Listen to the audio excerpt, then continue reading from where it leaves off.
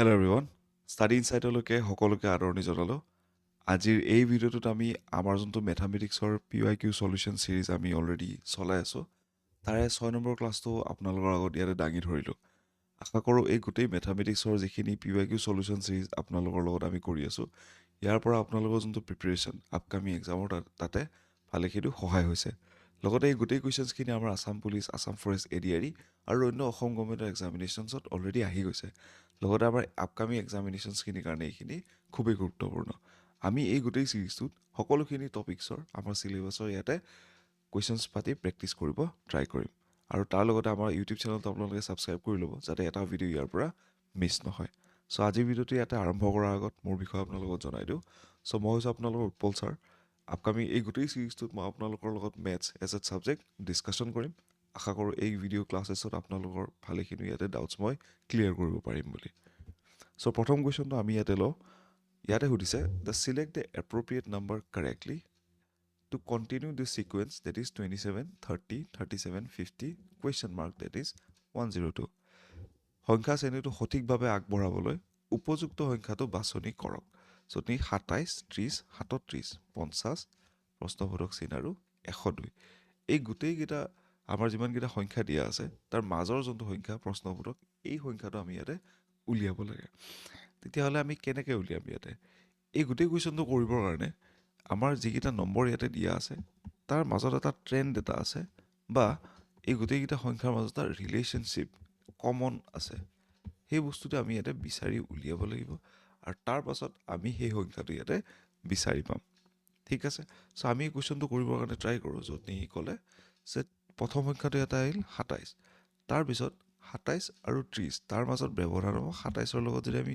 3 যোগ কৰোঁ তেতিয়া আমি 30 পাওঁ okay that is 27 plus 3 equal to 30 তাৰপিছত যদি আমি চাওঁ 37ৰ লগত যাবৰ কাৰণে আমাৰ তাত 30 প্লাছ 7 যোগ কৰিব লাগিব অ'কে ডেট মিনছ আমি 30ৰ লগত ইয়াতে 3 প্লাছ 4 কৰিলে আমি 37 পাম ঠিক আছে তাৰপিছত যদি আমি 50লৈকে যদি যাওঁ ইয়াতে এক second 37 plus 13 is equal to 50 right মানে 37ৰ লগত আমি 13 যোগ কৰিলে আমি কি পাই আছোঁ ইয়াতে 50 পাই আছোঁ ডেট মিনছ ইয়াতে কি কৰিব লাগিব আমি 3 4 7 আহিল 7ৰ লগত আমি কি কৰিম 6 ৰাইট ডেট মিনছ ইয়াতে 4 আহিল 4 প্লাছ 2 6 আৰু এই দুটা প্লাছ কৰি কিনে আমাৰ আগৰ সংখ্যাটো আহিল ঠিক আছে মানে আমাৰ কিমান আহিল 50 তাৰ পাছত যদি এনেকৈ আমি কৰি যাওঁ তেতিয়াহ'লে 50 প্লাছ এই দুটা নম্বৰ ইয়াতে যোগ কৰিম 7 6 13 প্লাছ 6 লগত যদি আমি 2 যোগ কৰোঁ তেতিয়াহ'লে 8 আহিব ৰাইট 13 8 আমাৰ 21 21 50 কিমান আমাৰ ইয়াতে 71 এই ট্ৰেণ্ডটো আমাৰ 102লৈকে ফ'ল' হৈছেনে নাই বা এই ৰিলেশ্যনশ্বিপটো ফ'ল' হৈছেনে নাই আমি ইয়াতে আকৌ টেষ্ট কৰি চাম যেনেকৈ 71 প্লাছ 13 8 কিমান হ'ব আমাৰ ইয়াতে 13 8 আহিলে 21 ৰাইট 21 প্লাছ 8ৰ লগত আমি 2 যোগ কৰিম তেতিয়াহ'লে 10 আহি যাব right that means 71 plus 21 plus 10 31 which is equal to 71 plus 31 কৰিলে আমি কিমান পাম প্ৰায় 102 অ'কে চ' ডেট মিনছ আমাৰ এই গোটেই ট্ৰেণ্ড বা এই গোটেই যোনটো ৰিলেশ্যনশ্বিপ আমি বিল্ড কৰিছিলোঁ এই বাকীকেইটা বা আমি যোনটো চেক কৰিছিলোঁ বাকীকেইটা সংখ্যা চাই কিনে সকলোখিনি আমাৰ এই প্ৰশ্নবোধক চিন আৰু 102লৈকে গৈছে য'ত নেকি প্ৰশ্নবোধক চিনৰ জেগাত আমি 71 বা 102 যদি পুট কৰোঁ তেতিয়াহ'লে আমি 102লৈকে যাব পাৰোঁ ঠিক আছে এনেকুৱা কুৱেশ্যন বেছিকৈ পাৰিবৰ কাৰণে আপোনালোকে প্ৰেক্টিছ কৰাটো বেছি ইম্পৰ্টেণ্ট কাৰণ সকলোখিনি কুৱেশ্যনৰ যোনটো ট্ৰেণ্ড বা ৰিলেশ্যনশ্বিপ ইয়াতে বেলেগ বেলেগ ঠিক আছে চ' আমি নেক্সট কুৱেশ্যনটোলৈকে এতিয়া আগবাঢ়োঁ চ' নেক্সট কুৱেশ্যনটো সুধিছে যে Pallavi claims two B টলাৰ then জ্যোতি ৰাইট পল্লৱী ইয়াতে ক'লে যে তেওঁ জ্যোতিতকৈ ইয়াতে ওখ বুলি দাবী কৰিলে পল্লৱীয়ে ৰাইট তাৰপাছত but Smita who is taller than Pallavi ন'জ that Pallavi is wrong so' Smita ইয়াতে ক'লে যে মই পল্লৱীতকৈ ওখ আৰু তেওঁ ক'লে যে পল্লৱীয়ে যিখিনি কথা কৈছে বা যোনটো কথা ইয়াতে দাবী কৰিছে তেওঁ ইয়াতে ভুল কৈছে right so' which of the following can be said about their height so' তলৰ যিখিনি আমাৰ ইয়াতে কোৱা আছে সেইখিনিৰ ভিতৰত কোনখিনি কাৰেক্ট চ' তলৰ আমি অপশ্যনকেইটা এবাৰ চাই লওঁ যে পল্লৱী নিশ্চিতভাৱে জ্যোতিতকৈ সৰু বা ইয়াতে চাপৰ right The Pallavi and Jyoti are of the same height. The Pallavi আৰু জ্যোতিৰ যিখিনি ওখ বা উচ্চতা সকলোখিনি সমান. The Smita is the tallest of the three আৰু it is cannot be determined বুলি কৈছে. ৰাইট? চ' আমি এই কুৱেশ্যনটো কৰি চাওঁ ইয়াতে. চ' প্ৰথমতে ক'লে যে পল্লৱীয়ে মই জ্যোতিতকৈ ওখ বুলি ক'লে. ৰাইট? যদি আমি ইয়াতে পল্লৱীক এক ছেকেণ্ড. চ' যদি আমি ইয়াতে পল্লৱীক পিৰে লিখোঁ আৰু জ্যোতিক যদি আমি ইয়াতে জেৰে লিখোঁ, তেতিয়াহ'লে আমাৰ প্ৰায় এনেকুৱা এটা চিটুৱেশ্যন আহি পৰে য'ত নেকি পল্লৱী জ্যোতিতকৈ ওখ. But Smita who is taller than Pallavi. Smita ইয়াতে কি পল্লৱীতকৈ ওখ. ৰাইট? এছেৰে আমি লিখিলোঁ স্মিতা. ঠিক আছে? Knows that Pallavi is wrong. চ' ইয়াতে স্মিতাই ক'লে যে পল্লৱীয়ে ইয়াতে ভুল কৈছে. ৰাইট? ডেট মিনছ কি হ'ব পাৰে? ডেট মিনছ আমাৰ তাত দুটা ইয়াতে অপশ্যন আহিব পাৰে. ৰাইট? যদিয়ে ইয়াতে পল্লৱী ভুল কৈছে, তেতিয়াহ'লে পল্লৱী ইয়াতে জ্যোতিতকৈ চাপৰ হ'ব পাৰে. ৰাইট? অ'কে? আৰু এটা কি হ'ব পাৰে? পল্লৱী জ্যোতিৰ সমান হ'ব পাৰে উচ্চতাত. ঠিক আছে? চ' এনেকুৱা দুটা চিটুৱেশ্যন আমাৰ তাত আহি পৰে. That means Pallavi is shorter than Jyoti আৰু Pallavi is equal in height to Jyoti. মানে সমান বা চাপৰ হ'ব পাৰে. ঠিক আছে? তেতিয়াহ'লে আমি অপশ্যনকেইটা চাম. Pallavi is definitely shorter than Jyoti. নহয়, পল্লৱী ইয়াতে জ্যোতিৰ সমানো হ'ব পাৰে. তেতিয়াহ'লে পল্লৱী ইয়াতে চাপৰ নহয় জ্যোতিতকৈ. ঠিক আছে? বা আমি ডেফিনেটলি সেই বস্তুটো ক'ব নোৱাৰোঁ. অ'কে? পল্লৱী এণ্ড জ্যোতি আৰু দি ছেইম হাইট. এইটোও হ'ব পাৰে. ৰাইট? ওপৰটোও হ'ব পাৰে, এইটোও হ'ব পাৰে. ৰাইট? বাট এইটো আমি ডেফিনেটলি কাৰেক্ট বুলি ক'ব নোৱাৰোঁ. অ'কে? কাৰণ ইয়াতে চাপৰো হ'ব পাৰে, ওখও হ'ব পাৰে. একে সমানো হ'ব পাৰে. ঠিক আছে? অপশ্যন চিত কি আছে? Smita is the tallest of the three. This is correct. Smita গোটেইকেইটাতকৈ ইয়াতে ওখ হয়. ঠিক আছে? And this cannot be determined. এইটো নহয়, কাৰণ আমাৰ অপশ্যন চিটো হ'ব ইয়াৰে কাৰেক্ট আনচাৰ. স্মিতা সকলোতকৈ ওখ হ'ব. ৰাইট? এইটো আছিলে কুৱেশ্যন আমাৰ ৰিজনিঙৰ. ৰাইট? এনেকুৱা কুৱেশ্যন কৰিবৰ কাৰণে আমি বেলেগ বেলেগ ট্ৰাই কৰি থাকিব লাগে আমাৰ প্ৰেক্টিছ ছিৰিজৰ পৰা. ঠিক আছে? চ' আমি নেক্সট কুৱেশ্যনটোলৈকে যাওঁ এতিয়া. চ' নেক্সট কুৱেশ্যনটো সুধিছে, if the average of A, B and C is 22 years and the average of B and C is 25 years, the find the age of A after the 9 years from now. A, B, চিৰ গড় বয়স হৈছে প্ৰায় ইয়াতে 22 বছৰ আৰু B আৰু চিৰ গড় বয়স হৈছে প্ৰায় 25 বছৰ. তেন্তে এতিয়াৰ পৰা 9 বছৰ পাছত এৰ বয়স কিমান হ'ব বুলি সুধিছে. ঠিক আছে? চ' এই কুৱেশ্যনটো কৰিবৰ কাৰণে খুবেই সহজ. আমি যোনটো আমাৰ গড় বা এভাৰেজ ওলোৱা যোনটো ফৰ্মুলা, সেই ফৰ্মুলাটো আমি সকলোৱে জানো. ৰাইট? চ' তেতিয়াহ'লে আমি সেই ফৰ্মুলাটো ব্যৱহাৰ কৰি ইয়াতে এনচাৰটো উলিয়াব পাৰিম. ৰাইট? চ' আমাৰ যোনটো গড় ওলোৱা ফৰ্মুলা, সেইটো হৈছে কি A plus B plus C divided by 3 কৰিলে আমি কি পাম? এভাৰেজ পাম. এইটো কুৱেশ্যনৰ যদি আমি প্ৰেক্ষাপটত যদি চাওঁ. ঠিক আছে? বা এইটো কুৱেশ্যনৰ লগত যদি আমি ইয়াতে চাওঁ. অ'কে? ডেট মিনছ কি হ'ব আমাৰ? এ, বি, চিৰ যেতিয়া গড় বয়স আমি ওলাওঁ, তেতিয়া কিমান পাওঁ? প্ৰায় 22. Okay? That means A plus B plus C is equal to 66. এই তিনিটো ইফালে গ'লে, যিহেতু ইয়াতে হৰণ হৈ আছে, ইফালে গ'লে পূৰণ হৈ যাব. ৰাইট? এইটো হ'ল আমাৰ কি প্ৰথম ইকুৱেশ্যন. এতিয়া আমাক কি কৈছে? বি আৰু চিৰ গড় বয়স হৈছে 25 বছৰ বুলি ক'লে. Right? That means b plus C divided by 2 is equal to 25. মানে বি আৰু চিৰ যোগফল আমি ইয়াতে 2ৰে যদি হৰণ কৰোঁ, যিহেতু তাতে দুটা অবজাৰভেশ্যনে আছে. ঠিক আছে? ৰাইট? তেওঁলোকৰ বয়সখিনি যোগ কৰি আমি যোগফল যদি উলিয়াই 2ৰে হৰণ কৰোঁ, তেতিয়া আমি 25 পাম. That means b plus C is equal to 50. এই দুইটো ইফালে গ'লে 25ৰ লগত পূৰণ হৈ যাব. অ'কে? চ' এইটো আমাৰ কি হ'ল? Second equation. ইয়াৰ ভেলুটো বি প্লাছ চিৰ আমি ইয়াতে আনি পুট কৰি দিম. That means A plus B plus চিৰ জেগাত আমি 50 পুট কৰিম. ৰাইট? এই বি প্লাছ চিৰ জেগাত. আৰু ইফালে কিমান আহিব আমাৰ? which is equal to 66. So এৰ ভেলু আমাৰ কিমান আহিলে? 66ৰ পৰা 50 মাইনাছ কৰিলে it is somewhere around 16. 16 বছৰ বয়স এৰ. ৰাইট? তাৰ পাছত আমাক কি কৈছে? 9 বছৰ পাছত এৰ বয়স কিমান হ'ব বুলি কৈছে. চ' তেতিয়া আমি কি কৰিম? A plus 9. Okay? which is equal to 16 plus 9 মানে হ'ল 25 বছৰ. Okay? So' 25 years is the correct answer. So' option এ হৈছে আমাৰ ইয়াতে কি কাৰেক্ট আনচাৰ. ঠিক আছে? আই বিলিভ আপোনালোকে বুজি পালে এই কুৱেশ্যনটো আমি কেনেকৈ কৰিলোঁ. ঠিক আছে? খুবেই সহজ. আমি ইয়াতে জাষ্ট এভাৰেজৰ ফৰ্মুলাটো ইউজ কৰিম. অ'কে? চ' আমি নেক্সট কুৱেশ্যনটোলৈকে যাওঁ এতিয়া. চ' ইয়াতে সুধিছে smallest among which of the following.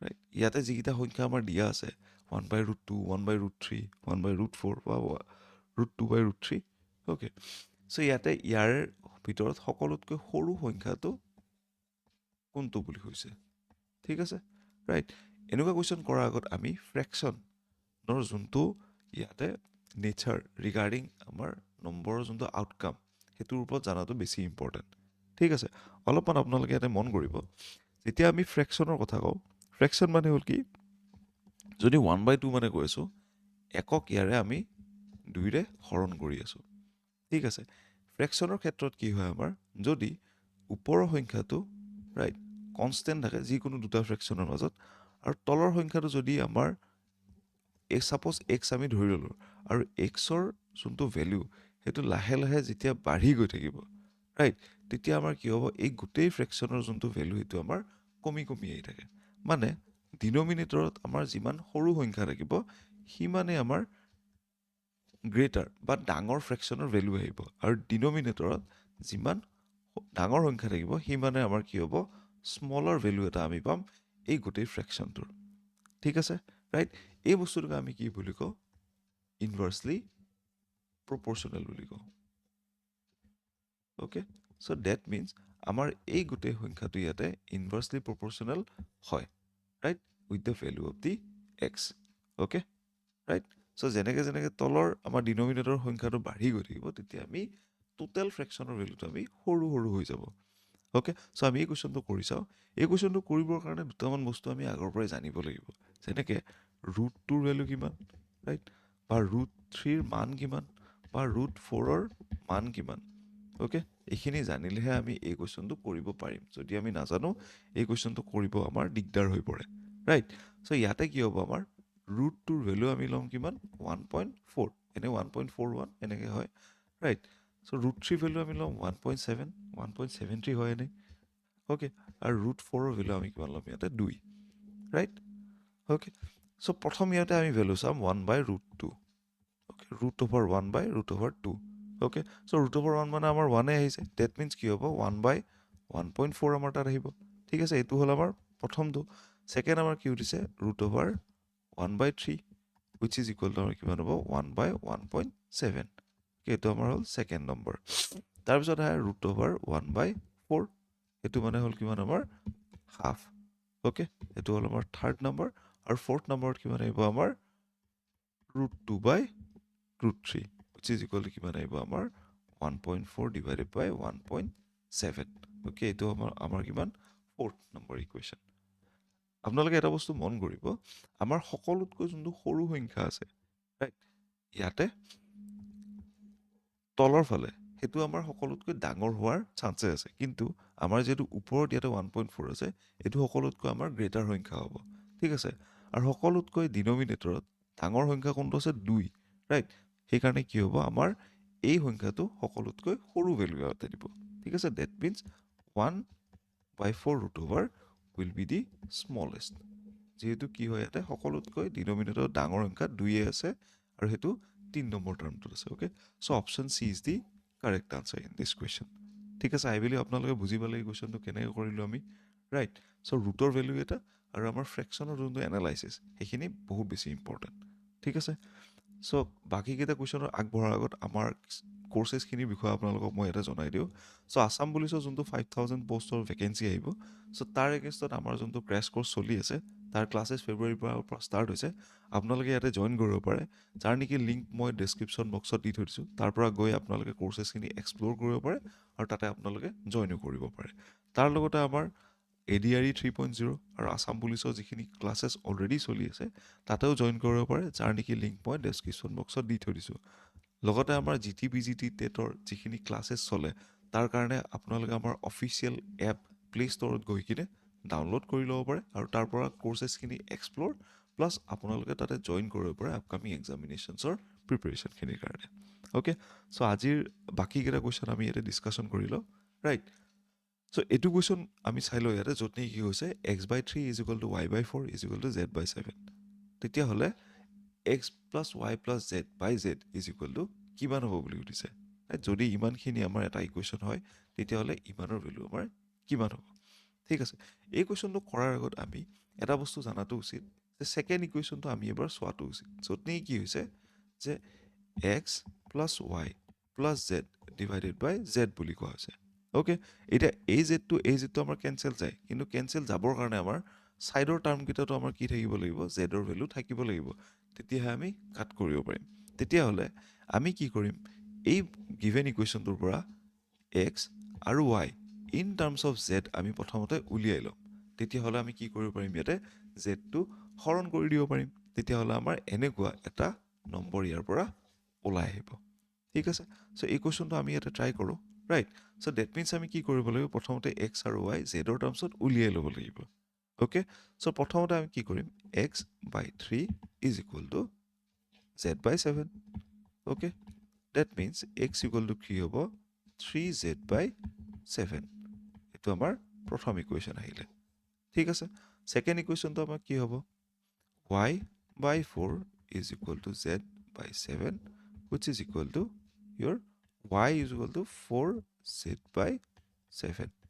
Okay, এইটো আমাৰ তাত ছেকেণ্ড ইকুৱেশ্যন আহিলে, 3z by 7 আৰু 4z by 7। এতিয়া এই ভেলুকেইটা নি কিনে আমি কি কৰিম, ইয়াতে পুট কৰি দিম। অ'কে, চ' এক্সৰ ভেলু কিমান আছিলে, 3z by 7 প্লাছ ৱাইৰ ভেলু কিমান আছিলে, 4z by 7 প্লাছ z divided by z। Okay, so' z z z z cancel গ'ল আমাৰ।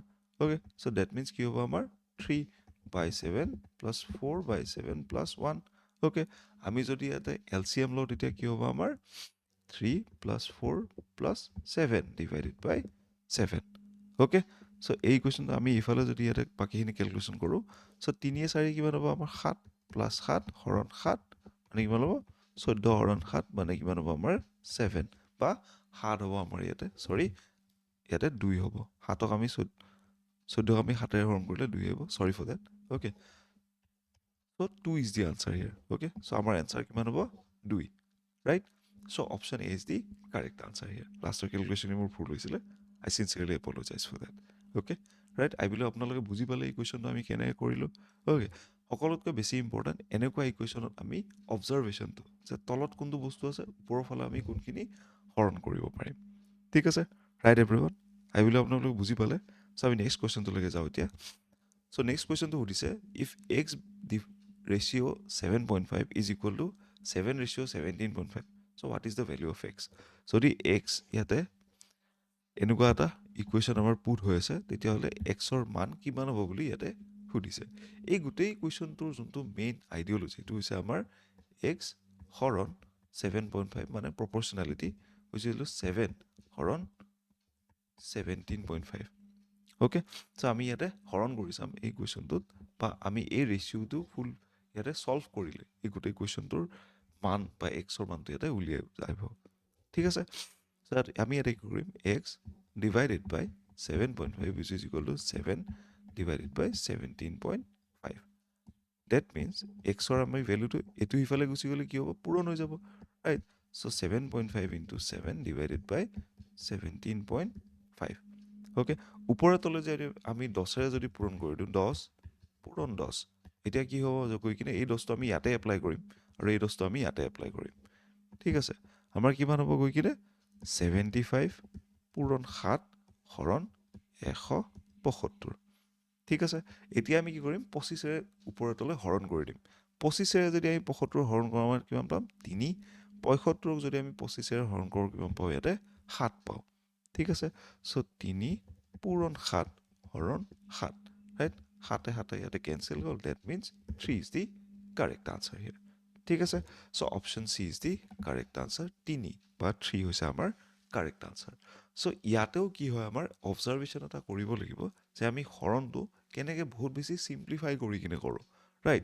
ইয়াতে যদি মই 7ক 7.5ৰ লগত পূৰণ কৰি আকৌ 7.5ৰ লগত যদি হৰণ কৰিব যাওঁ, ডেট উইল বি মাছ মোৰ পেইনফুল। সেই কুৱেশ্যনটো কৰা বহুত বেছি টাফ হৈ যায়।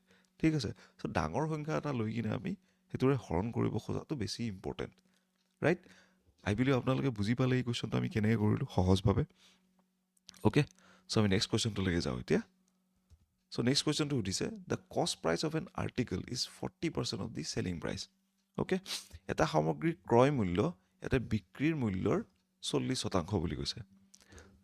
So the percent that the selling price is of the cost prices.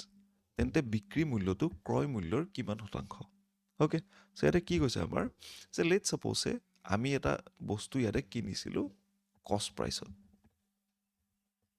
Okay, কিবা এটা দামত আমি কিনিছিলোঁ, লেট ছাপ'জে এক্স বুলি তাতে ধৰি ল'লোঁ, ৰাইট? আৰু আমি চেলিং প্ৰাইচ এটা ল'লোঁ, যোনটো দামত আমি সেই বস্তুটো বিকিলোঁ সেইটো আমি ৱাই বুলি ধৰিলোঁ।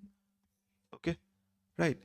চ' তেতিয়াহ'লে ইয়াতে আমাৰ কি ক'লে যে যোনটো আমাৰ কষ্ট প্ৰাইচ আছিলে বা কিনা দাম যোনটো আছিলে সেইটো চেলিং প্ৰাইচৰ প্ৰায় 40%, মানে বেচা দামটো ইয়াতে বেচা দামতকৈ ইয়াতে 40%হে হয়, ৰাইট? এতিয়া এই যোনটো চেলিং প্ৰাইচ বা যোনটো বিকাৰ যোনটো মূল্য বিক্ৰী কৰাৰ সেই মূল্যটো আমাৰ ইয়াৰে কিনাৰ মূল্যৰ কিমানখিনি শতাংশ হ'ব বুলি কৈছে, অ'কে, ক্ৰয় মূল্যতকৈ। ঠিক আছে, চ' আমি এই কুৱেশ্যনটো ইয়াতে কৰি চাওঁ, right? So' cost price of an article is 40% of the selling price. So' আমি ইয়াতে কি ধৰি লওঁ, কষ্ট প্ৰাইচ বা ক্ৰয় যোনটো মূল্য সেইটো আমি ইয়াতে এক্স বুলি ধৰি লওঁ। ঠিক আছে, ৰাইট? আৰু যোনটো আমাৰ চেলিং প্ৰাইচ বা বিক্ৰীৰ যোনটো মূল্য সেইটো আমি ইয়াতে ৱাই বুলি ধৰি ল'ম। Okay, right? চ' ইয়াতে চাবা আপোনালোকে ইয়াতে 40% হয় আমাৰ চেলিং প্ৰাইচৰ কষ্ট প্ৰাইচৰ। That means X is equal to 40/100 into Y, যিহেতু 40% হয়। ঠিক আছে, ডেট মিনছ এই ইকুৱেশ্যনটো আমি যদি আৰু অলপ চিম্প্লিফাই কৰোঁ তেতিয়াহ'লে 100ৰে হৰণ যাব এইটো, ৰাইট? চ' 0.4 অফ ৱাই, এইটো আমাৰ প্ৰথম ইকুৱেশ্যন আহিলে, ৰাইট? তাৰপিছত কি ক'লে, the percent of that the selling price is of the cost prices, right? So' selling প্ৰাইচটো ইয়াৰে কষ্ট প্ৰাইচৰ কিমানখিনি হয় বুলি ইয়াতে সুধিছে। Okay, right? চ' এই কুৱেশ্যনটো বহুত বেছি ইজি হৈ যায়। ডেট মিনছ কি হ'ব ইয়াতে আমাৰ চেলিং প্ৰাইচ হৰণ কষ্ট প্ৰাইচ ইনটু 100 কৰিলে আমি কি কৰিম, পাৰ্চেণ্টেজ পাই যাম। ঠিক আছে, চেলিং প্ৰাইচ মানে কি আমাৰ বিক্ৰীৰ মূল্য। বিক্ৰীৰ মূল্য আমি কি ধৰিছিলোঁ ইয়াতে, ৱাই ধৰিছিলোঁ। চ' ৱাই ইয়াতে আমি বহাই দিম। ঠিক আছে, কষ্ট প্ৰাইচ মানে আমাৰ যিখিনি দামত আমি ক্ৰয় কৰিছিলোঁ বা কিনিছিলোঁ তাৰে ভেলু কিমান আছিলে, এক্স আছিলে। এক্সৰ ভেলু কিমান আমি পাইছোঁ, 0.4 of Y, right? So' x আমি ইয়াতে পুট কৰিম আৰু এক্সৰ ভেলু আমি ইয়াৰে 0.4 ৱাই আমি ইয়াতে বহাই দিম, which is equal to 100%. So' that means আমাৰ ৱাই কেঞ্চেল গ'ল, ৰাইট? আৰু একক যদি আমি 0.4 বা ইয়াতে যদি এশক আমি 40ৰে যদি হৰণ কৰোঁ তেতিয়াহ'লে কিমান আহিব, 20ৰে যদি হৰণ কৰোঁ আমি 5 আহি গ'ল, ইয়াতে আহি গ'ল 2। 5ক আমি 2ৰে হৰণ কৰিলে কিমান হ'ব, প্ৰায় 2.5 পাই যাম। Okay, right? So' 2.5 into 100 which is equal to আমাৰ কিমান হ'ব, 250%, ৰাইট? চ' কাৰেক্ট এনচাৰ কি হ'ব আমাৰ, অপশ্যন এ 250 বা 250%, মানে 2.5 গুণ আমাৰ বেছি। ঠিক আছে, so' option A is the correct answer here. Okay, right everyone? I believe সকলোৱে বুজি পালে এই কুৱেশ্যনটো। আপোনালোকে আই বিলিভ এক্সামত আহিলে এনেকুৱা কুৱেশ্যনছখিনি কৰিব পাৰিব। অ'কে, চ' আমি নেক্সট কুৱেশ্যনটোলৈকে যাওঁ এতিয়া। চ' নেক্সট কুৱেশ্যনটো সুধিছে যে 5 + 5 + 5 divided by 7 + 7 + 7, right? 5 + 5 divided by 7 + 7 + 5/7, okay, right? চ' আমি কুৱেশ্যনটো কৰি চাওঁ ইয়াতে, ৰাইট? চ' প্ৰথমতে কি ক'লে আমাক যে 5 + 5 + 5/7 + 7 + 7, চ' এইখিনি আমি কি কৰিম, প্লাছ কৰিম, ৰাইট? এইটো আমাক আমি চল্ভ কৰিলোঁ, ডেট মিনছ 15/21, অ'কে? চ' এইটো আমাৰ ফাৰ্ষ্ট ইকুৱেশ্যন আহিলে। ইয়াৰ মাজৰখিনি কি হ'ব ইয়াতে, right? That is 5 + 5 divided by 7 + 7 which is equal to কি হ'ব আমাৰ ইয়াতে 10 হৰণ 14, অ'কে? তাৰপিছত আমাৰ কিমান আহিব, সেইখিনি আমি ইয়াতে যোগ কৰিব লাগিব। ডেট মিনছ আমি ইয়াতে কি কৰিম, ইয়াৰে ভেলুটো আনি পুট কৰি দিম, 15/21 মাইনাছ 10/14 প্লাছ 5/7, অ'কে? এতিয়া আমি কি কৰিম, ইয়াতে 3ৰে যদি হৰণ কৰি ইয়াতে আমাৰ 5 আহিলে, ইয়াতে আমাৰ 7 আহিলে, 2ৰে হৰণ কৰিলে 5 আহিলে, আমাৰ ইয়াতে 7 আহিলে। ডেট মিনছ 5/7 মাইনাছ 5/7 প্লাছ 5/7, এই দুটা আমাৰ প্লাছে মাইনাছে কেঞ্চেল গুচি গ'ল। চ' কাৰেক্ট এনচাৰ কিমান হ'ব ইয়াতে, 5/7। আই বিলিভ আপোনালোকে বুজি পালে এই কুৱেশ্যনটো আমি কেনেকৈ কৰিলোঁ, ৰাইট? সকলোতকৈ আগত আমি কি কৰিম, এই গোটেইখিনি প্লাছ কৰি আমি হৰণ কৰিম। ছেইম আমি ইয়াতেও কৰিম আৰু তাৰ লগত ইয়াৰ লগত আমি কি কৰিম, যোগ কৰি দিম। ঠিক আছে, চ' সঠিক এনচাৰ কিমান হ'ব, অপশ্যন চি 5/7 হ'ব আমাৰ ইয়াতে কাৰেক্ট আনচাৰ। আই বিলিভ আপোনালোকে বুজি পালে এই কুৱেশ্যনটো আমি কেনেকৈ কৰিলোঁ সহজভাৱে অ'কে চ' আমি নেক্সট কুৱেশ্যনটোলৈকে যাওঁ এতিয়া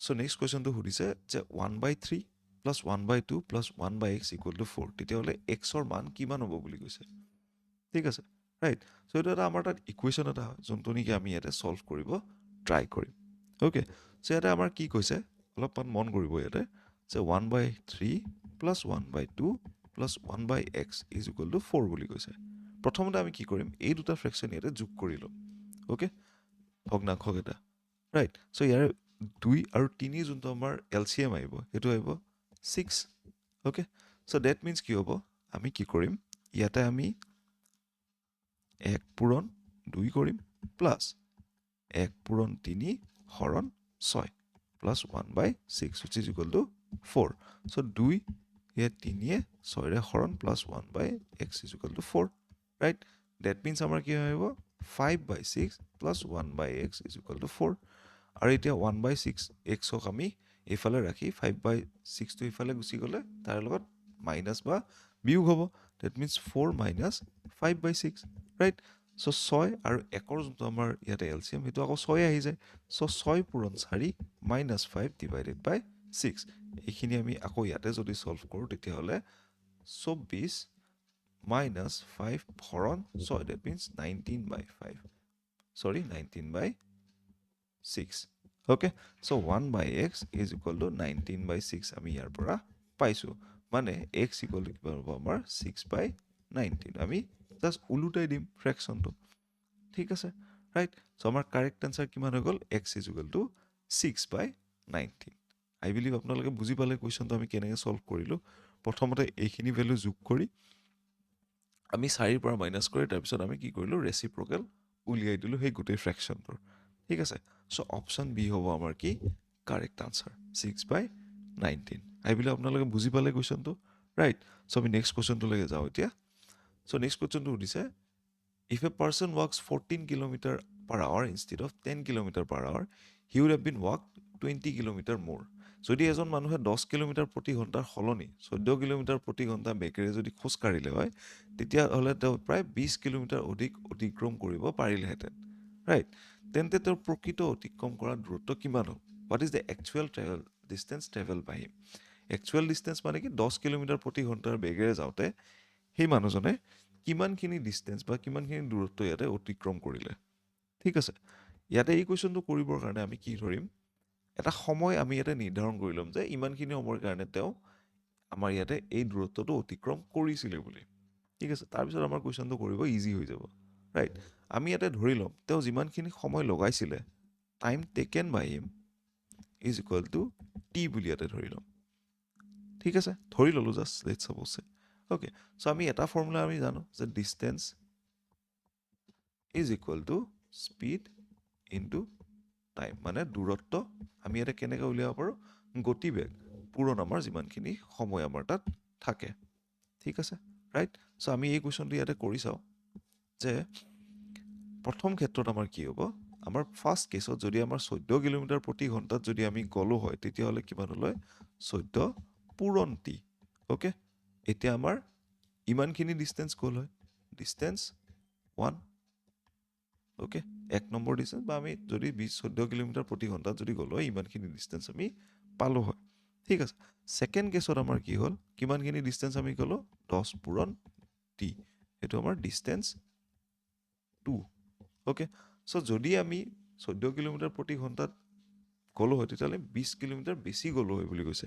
ডেট মিনছ ইয়াতে কি কৰিব লাগিব 1 মাইনাছ 2 কৰিলে আমি 20 পাম ডেট মিনছ 1 মাইনাছ 2 কৰিলে 14 পূৰণ টি এক ছেকেণ্ড মাইনাছ 10 পূৰণ T which is equal to 20 okay that means 14t minus 10t is equal to 20 so 14 or 10t গ'লে আমি কিমান ল'ব 40 which is equal to 20 আৰু t মানে কিমান হ'ব আমাৰ 5 okay that means 5 ঘণ্টা সেই মানুহজন ইয়াতে গ'ল খোজকাঢ়ি কাঢ়ি ঠিক আছে আই বিলিভ আপোনালোকে বুজি পালে আমি কেনেকৈ টাইম পিৰিয়ডটো আমি উলিয়াই ল'লোঁ কিমানখিনি সময়ৰ কাৰণে আমি গ'লোঁ এতিয়া সেই মানুহজনে একচুৱেলি কিমানখিনি ডিষ্টেঞ্চ গ'ল তাৰ কাৰণে আমাৰ স্পীড কোনটো ল'ম 10 কিলোমিটাৰ প্ৰতি ঘণ্টা সেই মানুহজনে 10 কিলোমিটাৰ প্ৰতি ঘণ্টাৰে আচলতে খোজ কাঢ়িছিলে 14 কিলোমিটাৰ প্ৰতি ঘণ্টাত খোজ কাঢ়া নাছিলে ডেট মিনছ আমাৰ কিমান হ'ব actual distance is equal to 10 into 5 hours okay 10 kilometer per hour into 5 hours that means 50 kilometers হ'ব সেই মানুহজনৰ actual distance যিখিনি তেওঁ cover কৰিলে okay so option A হ'ব আমাৰ ইয়াতে correct answer that is 50 kilometer per hour বা sorry 50 kilometer বা 50 kilometer ইয়াতে ঠিক আছে right everyone okay so আজিৰ ভিডিঅ'টোত ইমানখিনি আছিলে right আশা কৰোঁ এই গোটেই ভিডিঅ'ৰ চিৰিজটোৰ পৰা আপোনালোকৰ যোনটো প্ৰিপেৰেশ্যন এইখিনি ভালেখিনি সহায় হৈছে লগতে আপোনালোকে আমাৰ ইউটিউব চেনেল ছাবস্ক্ৰাইব কৰি ল'ব আপকামিং ভিডিঅ'ছবোৰৰ কাৰণে লগতে আপোনালোকে আমাৰ যোনটো অফিচিয়েল এপ সেইটো ডাউনলোড কৰি ল'ব আমাৰ কোৰ্চেছ যিখিনি আছে এইখিনি এক্সপ্ল'ৰ কৰিব পাৰে আৰু তাৰ লগতে কোৰ্চেছখিনি আপোনালোকে জইন কৰিব পাৰে লগতে আপোনালোকে মোক কমেণ্ট বক্সত জনাব পাৰে আপকামিং যিখিনি ভিডিঅ'ছ আছে আমি কিখিনি টপিক ল'ম বা কেনেকুৱা কুৱেশ্যন আপকামিং ভিডিঅ'ছখিনি ল'ম ঠিক আছে চ' আজিৰ ভিডিঅ'টো ইমানখিনি আছিলে thank you everyone have a very good day head